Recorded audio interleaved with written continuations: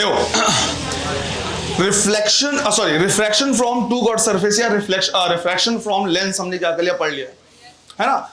अब पढ़ने का जो हमारा क्या था सीक्वेंस था, उसमें एक टॉपिक हमने पढ़ा था refraction from plane surface. Refraction from plane surface का ही टॉपिक हमारे पास है प्रिज्म थ्योरी। जो प्रिज्म है उसमें भी रिफ्रैक्शन होता है और वो क्या होता है, प्लेन सरफेस ही होता है। सिंस अपने आप में क्या था, बड़ा टॉपिक था, इसलिए इसको क्या किया है, साइड रखा हुआ है, इसको अलग से हम क्या करें, पढ़ रहे हैं। तो टॉपिक डालना है प्रिज्म थ्योरी।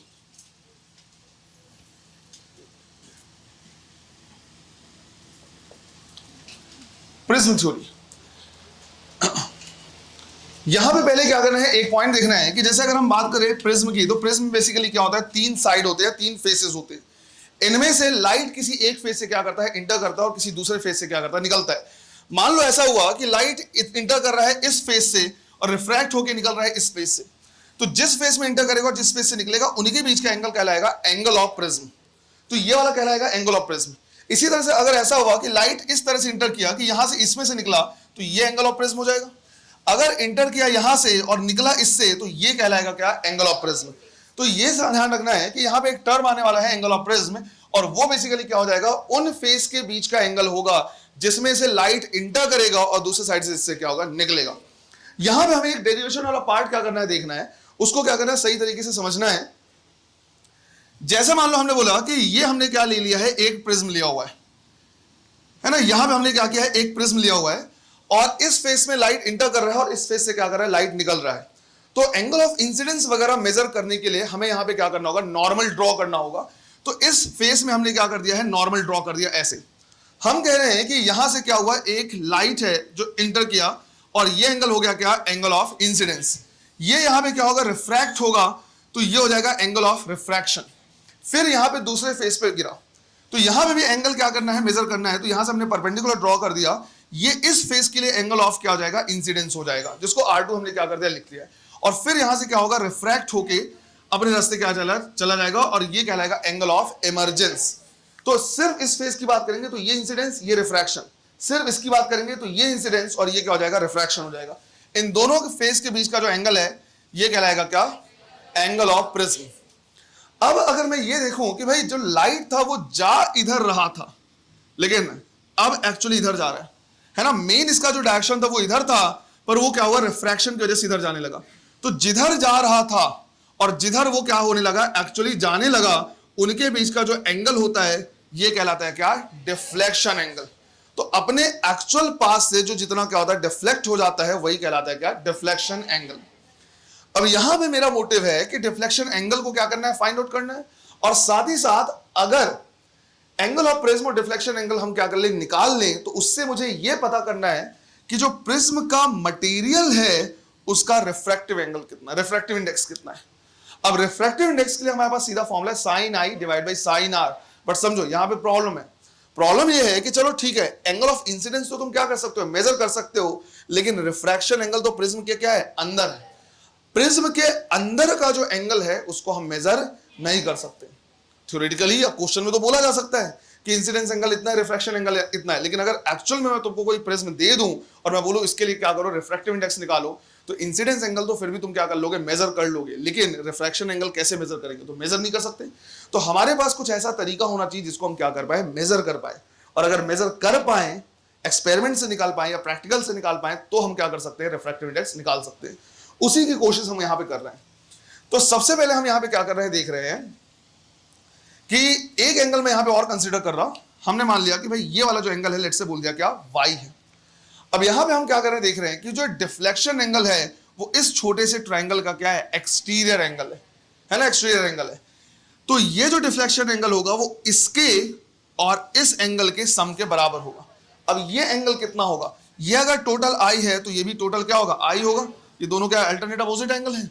तो अगर ये टोटल एंगल आई और ये R1 है, तो ये कितना बचा, I माइनस R1। तो ये बच रहा है I माइनस R1। इसी तरह से इस एंगल की अगर हम क्या करें, देखें तो ये पूरा E है, तो ये भी पूरा क्या होगा, E होगा। ये R2 है, तो ये कितना बचा, E माइनस R2। तो हम यहां से लिख सकते हैं कि डिफ्लेक्शन एंगल जो है, राइट, डिफ्लेक्शन एंगल जो है वो किसके बराबर है, I minus R1 plus E minus R2 के इक्वल। इसको अगर हम थोड़ा सा क्या करें सही तरीके से लिखें तो ये हो जाएगा I plus E minus R1 plus R2, इस तरह से लिखा जा सकता है। ये हमने कंसीडर कर लिया क्या, इक्वेशन नंबर 1। फर्दर अगर हम क्या करें देखें तो ये छोटा सा राइट एंगल छोटा सा ट्रायंगल है। इस ट्रायंगल में R1 plus R2 plus Y किसकी इक्वल होगा, 180 के बराबर। तो हमने लिखा R1 plus R2 plus angle Y कितना, 180 के बराबर। ये क्वेश्चन नंबर 2। उसके बाद हमने देखा कि ये हमारे पास क्या है, एक पॉलीगॉन है। इसमें राइट, इसमें जितना पॉलीगॉन होंगे या फिर इस वाले में अगर हम क्या करें सारे एंगल को ऐड करें तो सारे एंगल का समेशन कितना होगा, 360 डिग्री के बराबर, 360 के बराबर। तो हमने बोला एक एंगल हमारे पास है क्या, A, दूसरा एंगल ये वाला क्या, 90 डिग्री, क्योंकि ये परपेंडिकुलर ड्रॉ किया हुआ है। हम बात करें यहां से लेके यहां, फिर ये वाला साइड, फिर ये साइड और फिर ये, तो ये A प्लस ये टोटल एंगल कितना है 90 डिग्री, प्लस ये वाला एंगल कितना है Y, और फिर ये वाला टोटल एंगल कितना है 90 डिग्री। ये टोटल किसके इक्वल, 360 के इक्वल। तो यहां से समझ में आया कि A प्लस ये जो Y है वो किसके इक्वल है, 180 के बराबर। Equation number 3। इक्वेशन नंबर 2 और 3 को हम क्या कर सकते हैं, बराबर कर सकते हैं। तो हमने यहां से लिखा equation number 2 is equal to equation number 3, क्योंकि दोनों ही 180 के बराबर है। जब दोनों को इक्वेट करेंगे तो y से y क्या हो जाएगा, कैंसिल, और a किसके बराबर आ जाएगा, R1 प्लस R2। जितने फॉर्मूले को मैं ब्लू कलर के मार्कर से वो करता जा रहा, क्लोज करता जा रहा, वो तुमको याद होनी चाहिए। तो पहला जो तुमको क्या करना है, याद रखना है, वो ये वाला कि जो एंगल ऑफ प्रिज्म है वो R1 प्लस R2 के क्या होंगे, इक्वल होंगे, राइट, R1 प्लस R2 के इक्वल होंगे। अब यहां पे जब इतनी चीजें आ गई हैं तो इसको हम पुट कर सकते हैं यहां पे।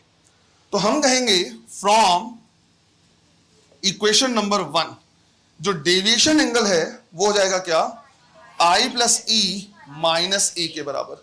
तो डेविएशन एंगल हो जाएगा I प्लस ई माइनस ए के बराबर। इसे भी हमें क्या करना है, याद रखना है ना। यहां तक सारी चीजें एज इट इज है।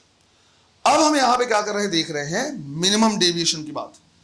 हमने यहां पे लिखा एट मिनिमम डेविएशन। हम यहां पे क्या कर रहे हैं, चेक कर रहे हैं कि भाई ये जो डेविएशन एंगल है वो मिनिमम कब होगा। तो जब ये मिनिमम होने लगेगा, जब ये क्या होगा, मिनिमम होगा, तो हम अब डेल को डेल एम से क्या करेंगे, रिप्रेजेंट करेंगे। और मिनिमम डेविएशन को हम क्या करते हैं, निकालते हैं with the help of practical, right, experiment करके या प्रैक्टिकल करके। कैसे निकालते हैं, याद करो 12th क्लास में प्रैक्टिकल कराया गया था। एक लकड़ी का टुकड़ा कार्डबोर्ड जैसा था, उसको और व्हाइट पेपर को हमने क्या कर रखा था, बीच में प्रिज्म रखा था और 2 पिन को लगा दिया था। वो पिन बेसिकली और कुछ नहीं क्या था, राइट, ऑब्जेक्ट इधर था और दूसरे साइड से हम क्या करते, देख रहे थे और लाइन ड्रॉ कर करके उसके लिए। तो वहां पे हमने क्या किया था, ग्राफ बनाया था। फिर जैसा ग्राफ आना चाहिए था वैसा नहीं आया था, फिर तुमने सीनियर की कॉपी से नोट किया था। तो वहां पे जो क्या किया था, ग्राफ बनाया हुआ था, वो और कुछ नहीं, इंसिडेंस एंगल और डेविएशन एंगल के लिए क्या किया था, ग्राफ बनाया था। तो अलग अलग इंसिडेंस के लिए एंगल के लिए डेविएशन एंगल किधर से भाई कितना कहां दिख रहा है, ऐसे करके ड्रॉ कर रहे थे। तो वहां जब क्या हो रहा था, ग्राफ बन रहा था, तो वो ग्राफ कुछ इस तरह का था। पहले डेविएशन एंगल क्या हुआ, कम हुआ, फिर डेविएशन एंगल क्या होने लगा, बढ़ने लगा। तो ये वाला जो पॉइंट होगा ये हो जाएगा क्या, मिनिमम डेविएशन का। और ड्यूरिंग मिनिमम डेविएशन जो आई होगा वो किसके बराबर हो जाएगा, ई के बराबर, है ना। हम उल्टा भी बोल सकते हैं कि आई और ई के बराबर अगर है तो डेविएशन मिनिमम है, और जो ये वाला रे है जो किसके अंदर है, प्रिज्म के अंदर, वो इस बेस के क्या हो जाएगा, पैरेलल हो जाएगा। तभी हम कहेंगे कि डेविएशन क्या है, इसका मिनिमम है। तो मिनिमम डेविएशन के टाइम पे आई और ई क्या हो जाएगा, बराबर हो जाएगा। साथ ही साथ ये भी ध्यान रखना है, अगर आई और ई बराबर हो गए तो R1 और R2 भी बराबर हो जाएगा। इसमें इसको लगाएंगे तो आ जाएगा, है ना भाई।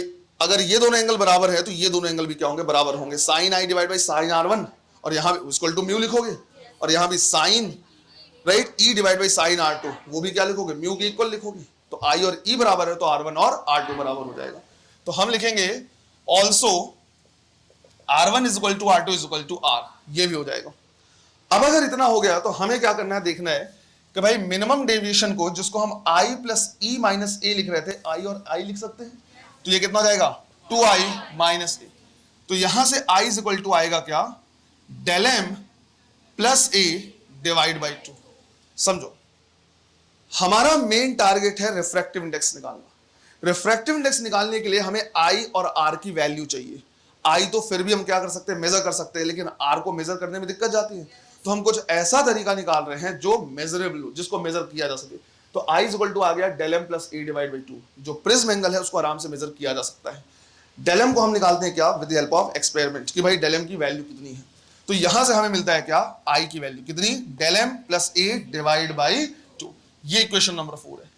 इसी तरह से एक हमने क्या किया, सीखा है a equal to r1 plus r2। तो a इक्वल टू क्या हो जाएगा 2r, तो r की वैल्यू कितनी हो जाएगी a बाई 2।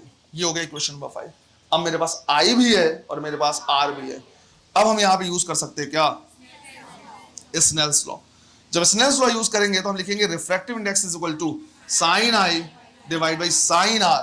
और यहां पे अगर हम वैल्यू पुट करें तो हम लिखेंगे साइन I की जगह पे del m plus a by 2 divide by sine a by 2। तो del m plus a by 2 divide by sign I by a by 2। इससे हम क्या कर सकते हैं, निकाल सकते हैं रिफ्रैक्टिव इंडेक्स। ध्यान रखना है 2 और 2 कैंसिल नहीं होगा, बिकॉज ये एंगल है ना, ये न्यूमेरिकल वैल्यू नहीं है, ये क्या है, एंगल के लिए दिया हुआ, इसलिए ये कैंसिल हम नहीं कर सकते, है ना। अब इस फॉर्मूले को तुम्हें तभी यूज करना है जब तुमको ऐसा लगे कि यहां पे साइन I और साइन R के बारे में कुछ नहीं दिया हुआ है। देखो ये एक्चुअल तरीका है किसी भी प्रिज्म का रिफ्रैक्टिव इंडेक्स कैलकुलेट करने के लिए, रिफ्रैक्टिव इंडेक्स निकालने के लिए, कि हम क्या करते हैं, एक्सपेरिमेंट करते हैं, ग्राफ बनाते हैं, del m पता चल जाता है और प्रिज्म एंगल मेजर करना बहुत आसान होता है। With the help of this हम रिफ्रैक्टिव इंडेक्स क्या कर सकते हैं, निकाल सकते हैं। और इसमें प्रॉब्लम ये जाती है कि अगर प्रैक्टिकली निकाला जाए तो R1 या R2 हम नहीं निकाल सकते, लेकिन न्यूमेरिकल तो दे सकता है ना। जब भी कोई न्यूमेरिकल तुम क्या करो, पढ़ो, सबसे पहले तुमको क्या करना है, इस बात पे ध्यान रखना है कि क्या मेरे पास कोई ऐसा तरीका है कि हम I और R पता कर लें। क्या ऐसा तो नहीं कि क्वेश्चन में R1 R2 दिया हुआ है। अगर कोई भी टीनी टाइनी चांसेस तुमको लगे कि R1 हम निकाल सकते हैं या R1 दिया हुआ है, तो यहां तक आने की तुमको जरूरत ही नहीं है। तुम सीधा sine I by sine R को यूज करो। अगर तुमने ये कॉन्सेप्ट क्या कर लिया, पकड़ लिया, इतना छोटा सा पॉइंट अगर तुमने पकड़ लिया कि तुमको यहां तक आने की जरूरत नहीं पड़ेगी, अगर तुम्हारे पास कोई भी तरीका है जिससे तुमने I और R क्या कर लो, निकाल लो, या तुम पहचान लो कि हाँ ये वही वैल्यू दी हुई है, तो इसको यहां तक जाने की जरूरत नहीं पड़ेगी और तुम सीधा यहां से क्या कर सकते हो, क्वेश्चन सॉल्व कर सकते हो। तो रिकमेंडेशन ये है कि पहले ट्राई करो कि क्या mu equal to sine I by sine R नहीं लगाया जा सकता। अगर नहीं लग सकता तो फिर यहां पे आना है। क्लियर है? ठीक।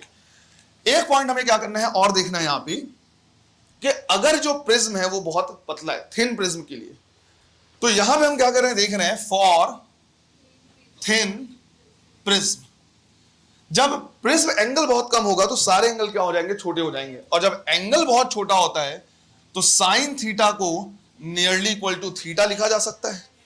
तो उस पर्टिकुलर टाइम पे हम लिखेंगे म्यू इज इक्वल टू, यहां पे हो जाएगा क्या, del m plus a divide by 2 और नीचे में a डिवाइड बाई 2। अब ये 2 से 2 क्या हो सकता है, कैंसिल। a को इधर मल्टीप्लाई कर दिया तो ये हो जाएगा mu a is equal to del m plus a। इसको इधर ले आए तो del m is equal to क्या हो जाएगा, म्यू a माइनस a, तो म्यू माइनस 1 इंटू a। इस फॉर्मूले को भी हम क्या कर सकते हैं, ध्यान रख सकते हैं। और यहीं से हम क्या कर सकते हैं, बता सकते हैं कि अलग अलग कलर के लिए डेविएशन क्या होगा, अलग अलग होगा। सिंस हमें पता है कि अलग अलग कलर के लिए रिफ्रैक्टिव इंडेक्स क्या होता है, अलग अलग होता है, और अगर रिफ्रैक्टिव इंडेक्स अलग अलग है तो डेविएशन भी क्या होगा, अलग अलग होगा, है ना। हमने ये सीखा हुआ है कि रिफ्रैक्टिव इंडेक्स क्या होता है, इनवर्सली प्रोपोर्शनल टू लैम्डा। हमने कहा सिंस रेड के लिए लैम्डा क्या होता है, ज्यादा होता है, किसके कंपैरिजन में, वायलेट के लिए, इसलिए रिफ्रैक्टिव इंडेक्स रेड के लिए कम होगा, किससे, वायलेट से। तो यहां पे हम कहेंगे कि डेविएशन एंगल जो होगा रेड के लिए वो कम होगा डेविएशन एंगल ऑफ वायलेट। ये कम डेविएट होगा और ये ज्यादा डेविएट होगा। जो ज्यादा डेविएट हो और कोई कम डेविएट हो तो डेविएशन की वजह से सब क्या हो जाते हैं, अलग अलग हो जाते हैं। और हमें जब यहाँ पे हम क्या करते हैं, व्हाइट लाइट यूज करते हैं या नॉन मोनोक्रोमेटिक लाइट यूज करते हैं, तो यहाँ पे हमें विबग्योर मिलता है, क्योंकि सारे कलर अलग अलग डेविएट हो गए, सब अलग अलग पाथ में चले गए हैं और अलग अलग दिखाई देना शुरू हो जाते हैं। क्लियर है ये? तो अगर तुम डेविएशन एंगल क्या करोगे, लिखोगे अलग अलग कलर के लिए, तो जैसे रेड के लिए लिखना है तो यहां पे लिखोगे क्या, म्यू आर, वायलेट के लिए लिखोगे तो म्यू वी। अभी हम क्या करेंगे, उस पॉइंट को और लिखेंगे, है ना। पहले यहां तक नोट करो, चलो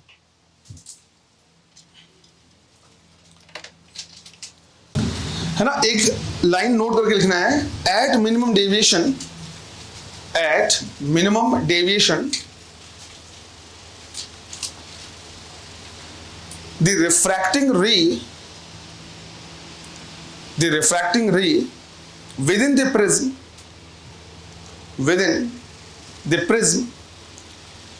is parallel to base of the prism. Refracting ray within the prism is parallel to base of the prism. तो जिधर से जा रहा है वो बेस के हमेशा क्या होगा, पैरेलल होगा, राइट, मिनिमम डेविएशन के टाइम पे। अब यहां पे क्या करना है, ध्यान रखना एक पॉइंट और, कि जैसे मान लो हमने क्या किया है, यहां पे प्रिज्म लिया हुआ है और हमने कहा कि यहां से हम क्या कर रहे हैं, एक लाइट रे इस तरह से जा रहा है, लेकिन जो लाइट है वो कैसा है, वाइट है। तो इसमें सारे के सारे यहां पे क्या है, कलर।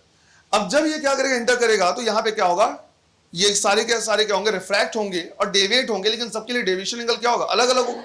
हमने अभी क्या यहां देखा है कि भाई जो डेविएशन एंगल है उसको हम μ-1 इंटू ए से क्या कर सकते हैं, लिख सकते हैं। रिफ्रैक्टिव इंडेक्स रेड के लिए सबसे कम होगा तो उसके लिए डेविएशन एंगल सबसे कम होगा, और वायलेट या ब्लू के लिए सबसे ज्यादा होगा।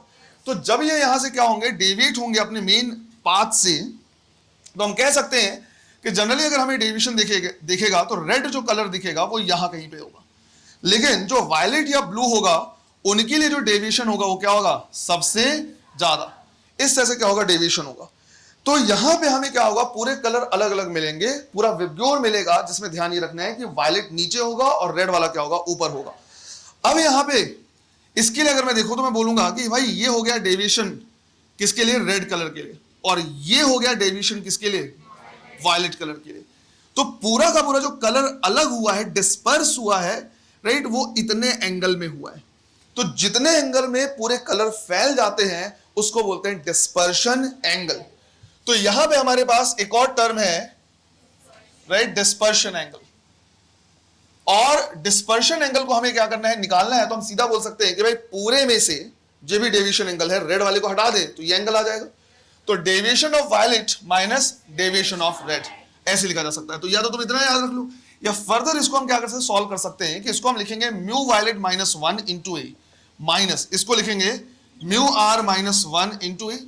सॉल्व करेंगे तो हो जाएगा mu v a minus a, इसको सॉल्व करेंगे तो माइनस म्यू आर ए, और ये माइनस और माइनस क्या हो जाएगा, प्लस, ये टर्म क्या हो जाएगा, कैंसल, और ये हमें मिलेगा mu v minus mu are into. तो ये हमारे पास फॉर्मूला रहेगा किसका, डिस्पर्शन एंगल का। वायलेट माइनस रेड के रिफ्रैक्टिव इंडेक्स को माइनस करेंगे और मल्टीप्लाई कर देंगे किससे, एंगल ऑफ प्रिज्म से, है ना। इसे भी लिखो।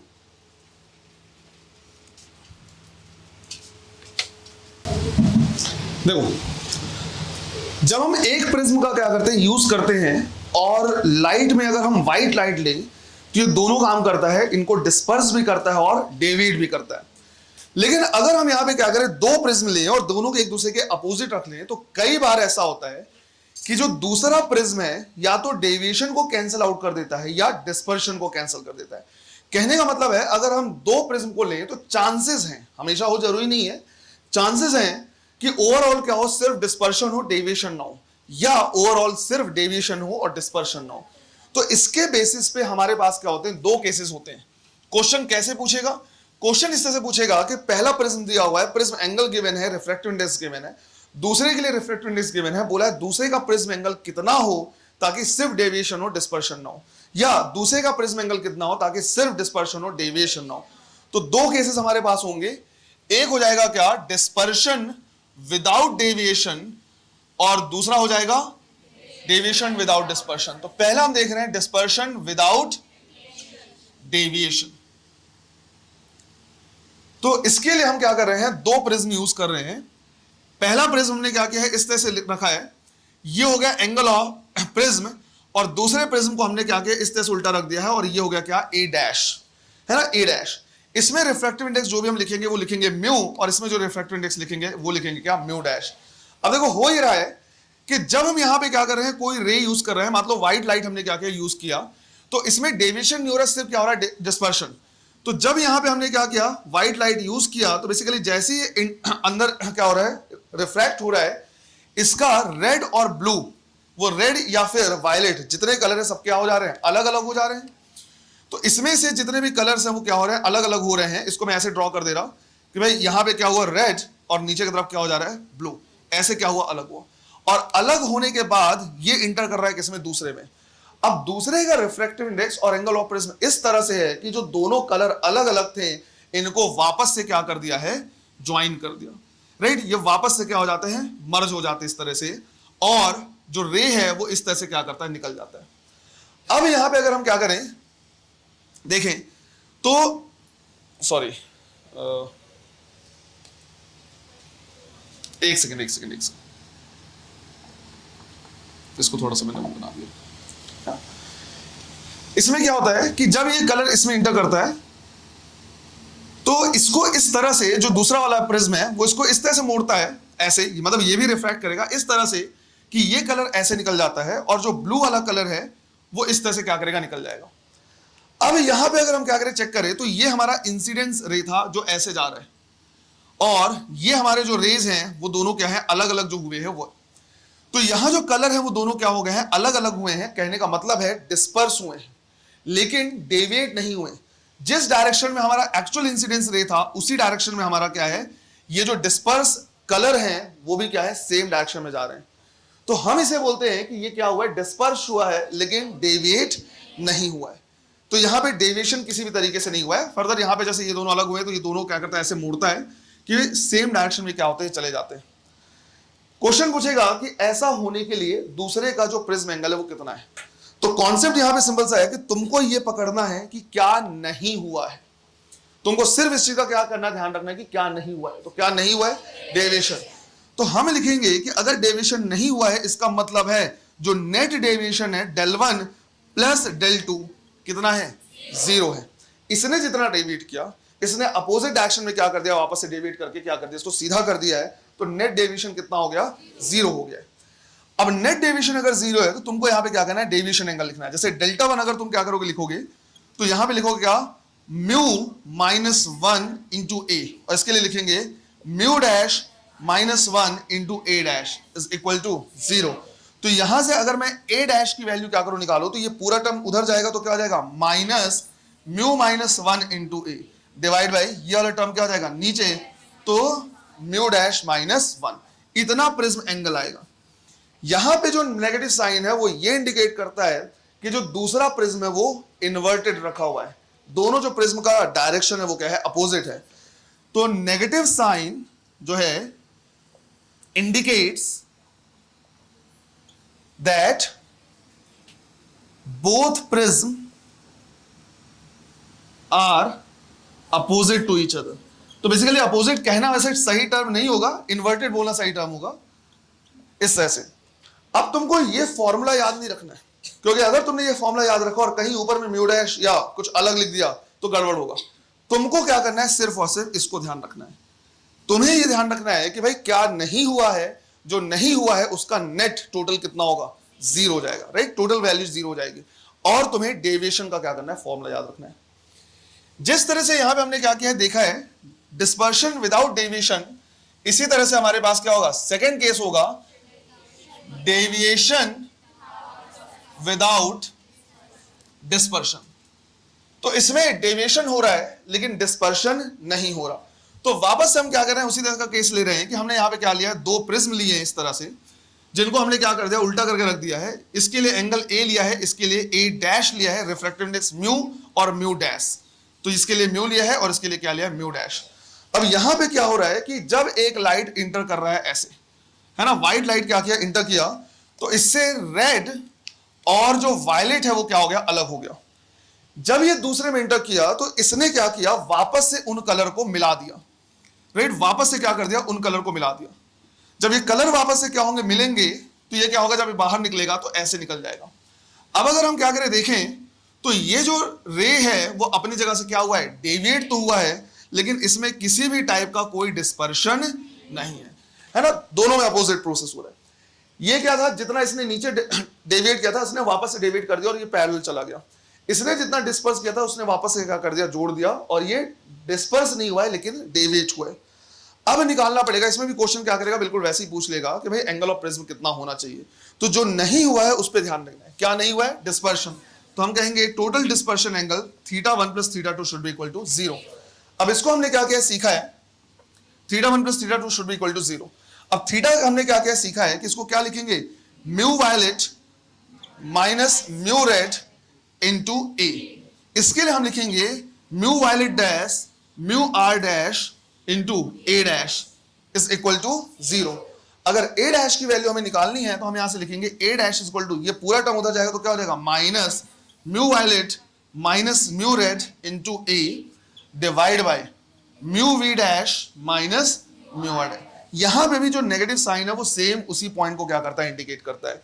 लेकिन रिकमेंडेशन ये है कि इनको तुमको याद नहीं रखना है, तुमको क्या करना है, ध्यान रखना है कि भाई डेविएशन एंगल का फॉर्मूला क्या है और डिस्पर्शन एंगल का फॉर्मूला क्या है। वहां से तुम सीधा सीधा क्या करना, सॉल्व करना, इनकेस क्वेश्चन आ जाए तो। क्लियर है ये? चलो तो इसको भी लिखो, इस पे हम क्या करेंगे, अब न्यूमेरिकल देखेंगे। करो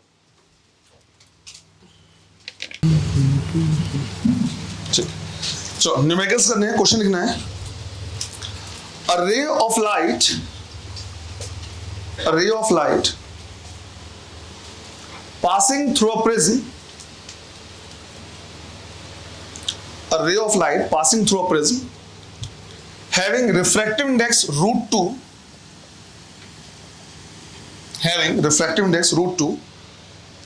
suffers minimum deviation।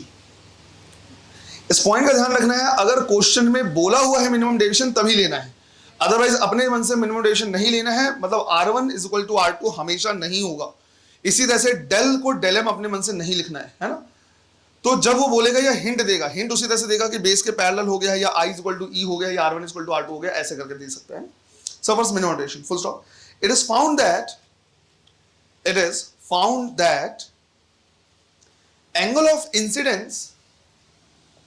angle of incidence is double the angle of refraction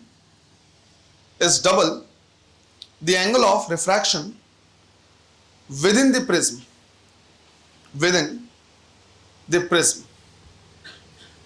find the angle of prism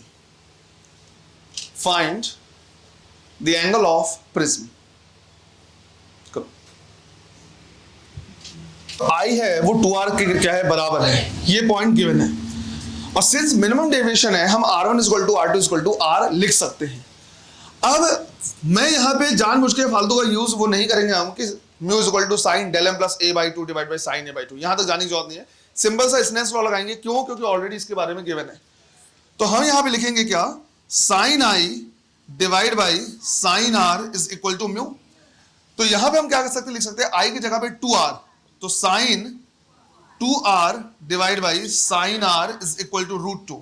अब इसको कैसे सॉल्व करेंगे, साइन 2 थीटा का फॉर्म है, एक्सपेंड करेंगे तो 2 sine theta cos theta divide by sine r is equal to √2। इससे ये वाला टर्म कैंसिल हो जाएगा और कॉस r आ जाएगा कितना, √2/2 विच इज 1/√2। तो यहां समझ में आया कि r कितना है, 45 डिग्री है। अब एंगल ऑफ प्रिज्म किसके बराबर होगा, 2r के बराबर, तो ये हो जाएगा टोटल 90 डिग्री। ऐसे नेक्स्ट क्वेश्चन लिखना है। A ray of light is incident at an angle of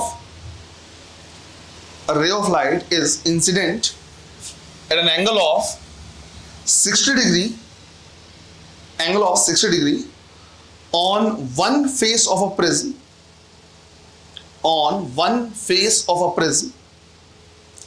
which has an angle of 30 degree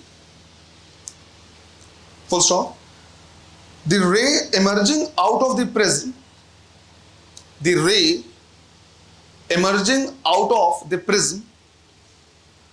makes an angle of 30 degree.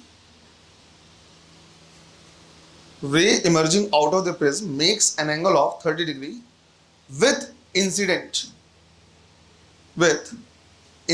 ray. ये क्या दिया हुआ है, डेविएशन एंगल दिया हुआ है, राइट। ये दिया है क्या, डेविएशन एंगल 30 डिग्री। आगे लिखना है शो वाला SHOW, show that the emerging ray is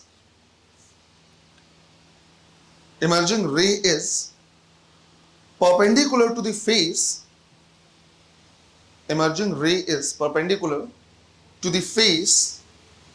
it emerges and calculate the refractive index of prism, calculate the refractive index of prism. करो। जो इमर्जिंग रे है वो जिस फेस से इमर्ज कर रहा है उसके क्या है, परपेंडिकुलर है। ये भी हमें क्या करना है, प्रूव करना है। तो अब ये कैसे प्रूव करेंगे वो हमें क्या करना है, देखना है। तो यहां पे पता है डेल इक्वल टू हम क्या लिखते हैं, आई प्लस ई माइनस ए। इसकी वैल्यू गिवन है 30 डिग्री, इंसिडेंस एंगल है कितना 60, ई निकालना है और ये कितना है 30। तो 60 माइनस 30 कितना हो गया 30, ये दोनों कैंसिल होगा और ई की वैल्यू कितनी 0। यही प्रूफ है कि जब दूसरे फेस से क्या कर रहा है, निकल रहा है, तो कैसे निकल रहा है, परपेंडिकुलर निकल रहा है। फॉर एग्जाम्पल अगर जैसे मान लो हमने बोला कि भाई यहां पे हमारे पास क्या है, एक रे है जो इस तरह से क्या कर रहा है, इंसिडेंट ऐसे, तो जब ये दूसरे फेस में क्या कर रहा है, जा रहा है, तो इस तरह से क्या कर रहा है, निकल रहा है ना, फेस के परपेंडिकुलर। कैसे पता चल रहा है, क्योंकि इसके लिए इमर्जेंस एंगल कितना आ रहा है, 0 है ना, इमर्जेंस एंगल 0 आ रहा है, मतलब उस फेस के क्या है, ये परपेंडिकुलर, और ये इमर्जेंस एंगल हम यहां से क्या कर सकते हैं, निकाल सकते हैं। क्लियर है ये, है ना। ये हो जाएगा I, ये हो जाएगा R1। सिंस E 0 है तो R2 भी कितना हो जाएगा, 0 हो जाएगा, है ना। फिर इसमें क्या बोला है, म्यू की वैल्यू निकालना। हम म्यू निकालेंगे किससे, sine I divide by sine R से। जब तक हम इसको यूज कर सकते हैं इसी को क्या करेंगे, यूज करेंगे। अब I की वैल्यू तो गिवन है, R की वैल्यू तो R1 प्लस R2 कितना होता है, A के बराबर। R2 की वैल्यू 0, क्यों, क्योंकि E 0 है तो R2 भी क्या होगा, 0 होगा। तो बेसिकली R1 और कुछ नहीं बल्कि कितना आ जाएगा, 30 डिग्री की इक्वल। तो हम लिखेंगे mu is equal to sine I कितना है 60 डिग्री और divide by sine 30 degree. Sine 60 कितना, √3/2 और साइन 30 1/2। ये कैंसिल होके म्यू की वैल्यू कितनी आएगी, √3।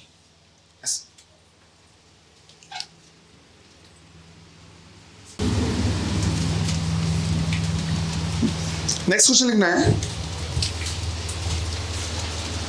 a ray of light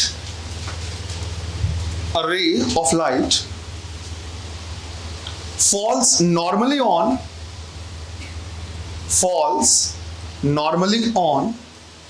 a refracting surface of a prism, falls normally on a refracting surface of a prism of refractive index 1.5, of refractive index 1.5. Find the angle of prism. Find the angle of prism if the ray just fails to emerge. If the ray just fails to emerge from the prism. Fails to emerge from the prism. किससे relate करेंगे इसको, critical angles, है ना। चलो करो, try करो। इसमें ये बोला हुआ है कि जैसे ये मान लो हमारा क्या है, प्रिज्म एंगल है। अब इसमें जो लाइट है वो एक फेस में नॉर्मली ऐसे गिर रहा है, राइट, नॉर्मली गिर रहा है, और दूसरे फेस से ये बाहर नहीं निकल पा रहा है, ये ऐसे क्या हो रहा है, इस तरह से जा रहा है ना। बोला जस्ट फेल्स टू इमर्ज। तो यहां से हमें ये समझ में आ रहा है कि अगर ये नॉर्मली गिरा, इसका मतलब है कि इंसिडेंस एंगल 0 है और R1 की वैल्यू भी कितनी है, 0 है। अब अगर इसको हम क्या करें, चेक करें, तो ये कहलाएगा क्या, R2 which is also equal to theta से, यही होगा। अब मैं ये बोल सकता हूं कि तो ऐसा है कि जो साइन थीटा सी होता है वो 1/μ होगा, और 1/μ होगा तो इसको हम 2/3 लिख सकते हैं, है ना। अब यहां पे देखो, प्रिज्म एंगल को क्या लिखा जाता है, R1 प्लस R2। R1 की वैल्यू 0 है ना, R1 की वैल्यू 0। इसका मतलब है A किसके बराबर है, R2 के बराबर, और R2 किसके बराबर है, थीटा से का। तीनों एक दूसरे के क्या है, इक्वल है। तो हम लिखेंगे A किसके बराबर होगा, साइन इनवर्स, क्योंकि थीटा से निकालोगे तो कितना हो जाएगा, साइन इनवर्स 2/3। तो A भी कितना होगा, साइन इनवर्स 2/3 ही होगा, ऐसे।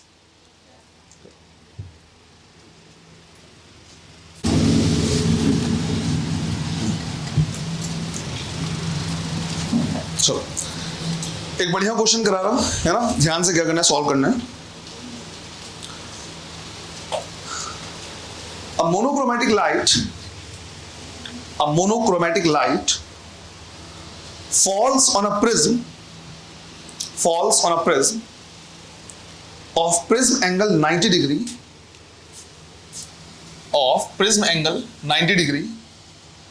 at an angle of incidence 45 degree, at an angle of incidence 45 degree, full stop. The emergent light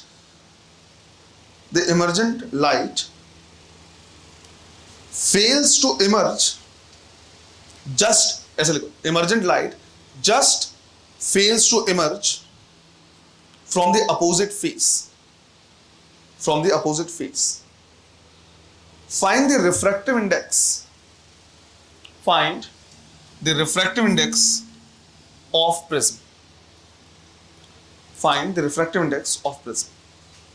करो.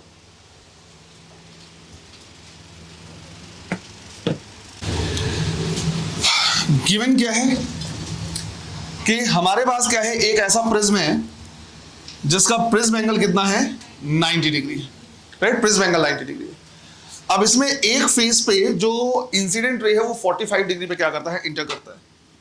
तो यहां से ये 45 डिग्री पे क्या करता है, इंटर करता है, रिफ्रैक्ट होता है, और जब रिफ्रैक्ट होकर दूसरे फेज में क्या करता जाता है तो बाहर नहीं निकल पाता। मतलब ये हुआ कि ये वाला जो एंगल है ये क्या है, क्रिटिकल एंगल के भी बराबर है। तो हमें पता है जनरली हम इसको लिखते हैं R1, और जो R2 है वो फर्दर किसके बराबर है, थीटा सी के बराबर है। अब एक पॉइंट तो मुझे यहां से सीधा समझ में आ जा रहा है कि मैं sine R2 which is also equal to sine theta C को मैं 1/μ के इक्वल लिख सकता हूं। तो यहां पे हमने क्या कर दिया, ऐसे लिख दिया। और हमें यह भी पता है कि जो R1 प्लस R2 होता है वो ए के इक्वल होता है। तो यहां से हमने लिखा R1 plus R2 is equal to 90 degree. तो R1 इज इक्वल टू क्या हो गया, 90 माइनस R2। दोनों साइड में साइन ले लूं तो हो जाएगा sine R1 is equal to sine 90 minus R2 which is cos. तो sine R1 is equal to cos R2। मैंने क्यों निकाला है साइन R1, क्योंकि अगर मुझे रिफ्रैक्टिव इंडेक्स निकालना है तो रिफ्रैक्टिव इंडेक्स का फॉर्मूला क्या होता है, mu is equal to sine I divide by sine R1। तो मुझे साइन R1 की वैल्यू अल्टीमेटली निकालनी पड़ेगी, लेकिन साइन R1 किसके बराबर आ रहा है, कॉस R2 को। मुझे कॉस R2 की वैल्यू नहीं पता, मुझे साइन R2 की वैल्यू पता है। तो अगर साइन थीटा की वैल्यू पता हो, क्या उससे तुम कॉस थीटा निकाल सकते हो? बिल्कुल निकाला जा सकता है। तो हम यहां पे लिखेंगे since sine R2 is equal to 1/μ, जिसको परपेंडिकुलर डिवाइड बाय हाइपोटेनियस माना जा सकता है।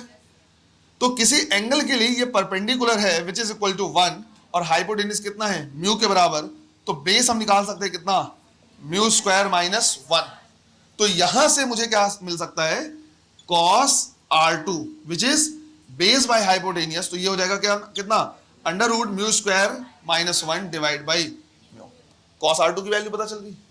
अब अगर कॉस R2 की वैल्यू पता चल गई तो हम यहां पे यूज करेंगे क्या, Snell's law which is sine I divide by sine R1 is equal to mu.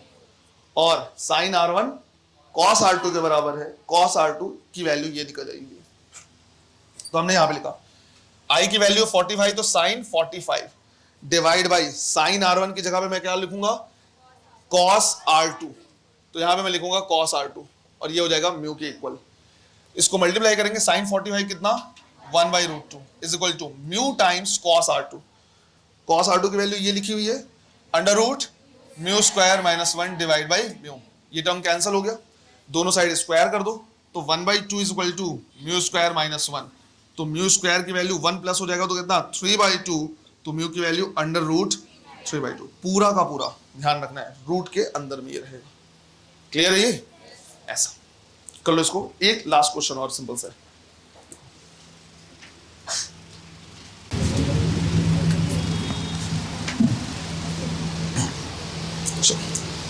Question लिखना है, white light is passed through a prism of prism angle 5 degree, through a prism of prism angle 5 degree. If the refractive index for red and blue colors are, refractive index for red and blue colors are 1.641 and 1.659 respectively. 1.641 and 1.659 respectively. Then find the angle of dispersion. Find the angle of dispersion. है ना? तो violet की जगह पे blue भी क्या कर सकता है, दे सकता है. दोनों काफी क्लोज होते हैं इस तरह से. फॉर्मूला भेज दे. क्या होगा आंसर?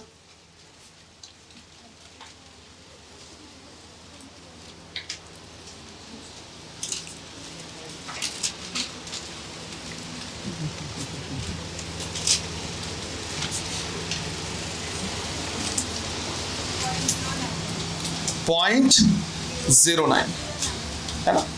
फॉर्मूला क्या लिखेंगे? Mu B minus mu are into A. तो बिल्कुल फॉर्मूला बेस्ड हो गया. 1.659 minus 1.641 multiplied by 5 degree, 0.09 degree. इतने एंगल पे डिस्पर्स होगा. काफी कम एंगल है ये, लेकिन जब दूर जाता जाएगा तो वैसे वैसे डिस्टेंस इनके बीच में क्या होता जाएगा, बढ़ता जाएगा. क्लियर है ये? तो पूरे ऑप्टिक्स में प्रिज्म थ्योरी एक ऐसा पार्ट है जहां पे जो न्यूमेरिकल्स बनते हैं थोड़े बढ़िया तरीके से बनते हैं. इसी तरह से रिफ्रैक्शन जो है प्लेन सरफेस से जो हमने पढ़ा था, वहां भी क्या न्यूमेरिकल्स जो है वो बेटर तरीके से. तो क्वेश्चंस को एक बार क्या कर लेना है, प्रैक्टिस कर लेना है. कल की क्लास में हम क्या करेंगे, देखेंगे क्या, ऑप्टिकल इंस्ट्रूमेंट. तो सिंपल माइक्रोस्कोप देखेंगे, कंपाउंड माइक्रोस्कोप देखेंगे, टेलीस्कोप देखेंगे. उसके बाद जो आई का न्यूमेरिकल होता है कि भाई कितने पावर का या कितने फोकल लेंथ का क्या लगना चाहिए, क्या बोलते हैं, लेंस लगाना है सही करेक्शन करने के लिए कि भाई किसी को दूर की चीज नहीं दिख रही, किसी को पास नहीं दिख रहा है, तो उसका भी हम तरीका क्या करेंगे, सीखेंगे. और बहुत आसानी से उससे क्वेश्चन बन जाएंगे और आने के चांसेस उससे रहेंगे, है ना. तो कल वाला क्लास हमारा क्या होगा, लास्ट होगा. लेकिन हमें topic simple microscope, compound microscope, telescope और एक आई का जो न्यूमेरिकल आएगा वो हमको क्या करना, देखना है ना. तो टाइम से बिल्कुल आ जाना है, क्योंकि अगर पूरे 2 घंटे पढ़ेंगे तब जाके कोई टॉपिक क्या होगा, कंप्लीट होगा, है ना, विद न्यूमेरिकल्स. क्लियर है ये? चलो, गुड नाइट. थैंक यू बेटा.